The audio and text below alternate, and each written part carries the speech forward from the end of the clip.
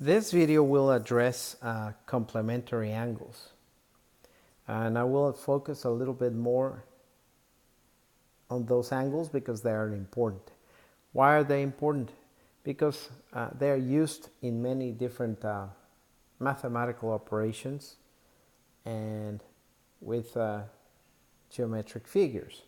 So understanding a complementary angle, we have to remember that two complementary angles are those that when added together add up to 90 degrees.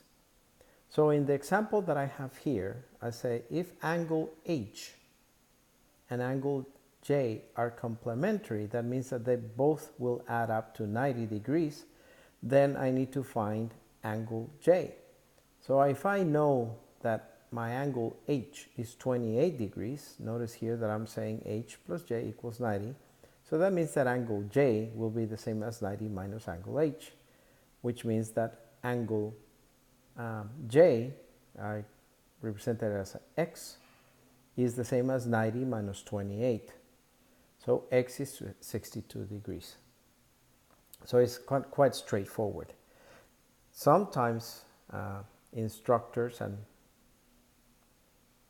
teachers like to challenge us, and they like to use figures like the one I have here. Now in here it says that angle BFC is complementary to angle CFD. As you can see, they both form 90 degrees. Now they're also telling us they want us to find the measures of two complementary angles, angle A and B. So they want us to find angle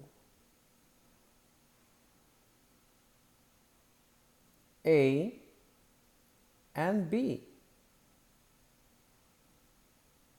Okay, so notice that they don't want us to find these two angles, but they actually want us to find this and this. So let me mark it with a different color. So they want us to find this angle and this angle, A and B. Okay, now also notice that I have that my angle A equals 7x plus 4 and angle B is 4x plus 9.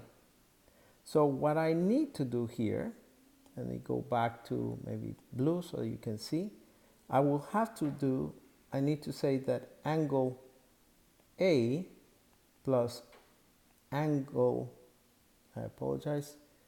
plus the measure of angle B has to be equal to 90 degrees, okay? Because they are complementary. So now I'm going to replace this and I'm going to use the equation. So I'm going to say 7x plus 4 plus, now I'm going to replace B as well. So that's 4x plus 9. So 4x plus 9, and all that has to be equal to 90 degrees. Okay? So now we can simplify the equation. So 7x plus 4x is 11x. And then 4 plus 9 is 13. And that equals 90. Okay? Now, just remember, if a number is adding on one side, then it has to subtract on the other side.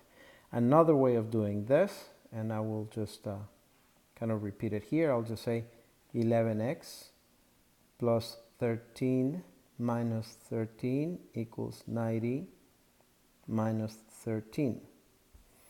I would have done it just here like so, because I know by rule that when it adds, it subtracts. When it subtracts, it adds.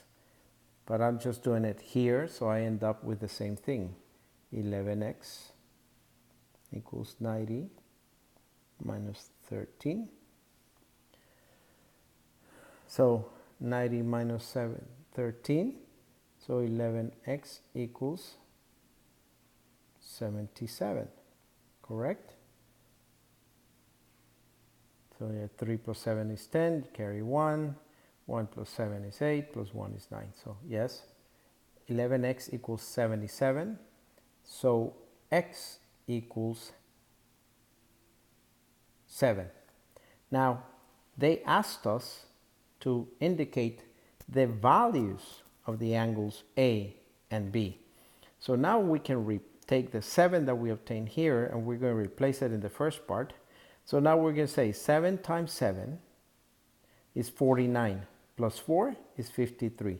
So the measure of angle A equals 53 degrees. And the measure of angle B, that would be 7 times 4 is 28, plus 9 is 37. And that's the measure for angle B. And if we add these together, 3 plus 7 is 10, you carry 1. 5 plus 3 is 8, plus 1 that you carry, that's 9. So that's 90 degrees.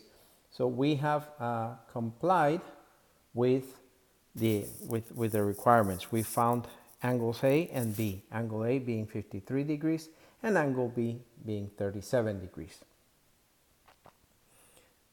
Then we have another exercise here. It is very similar to the one that we did before.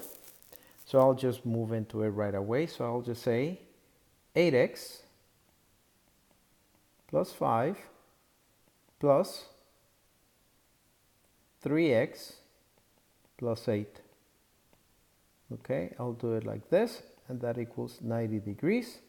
So 8x plus 3x, that's 11x.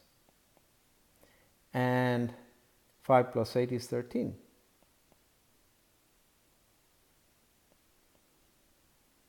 And that's equal to 90. So we've done the same thing basically.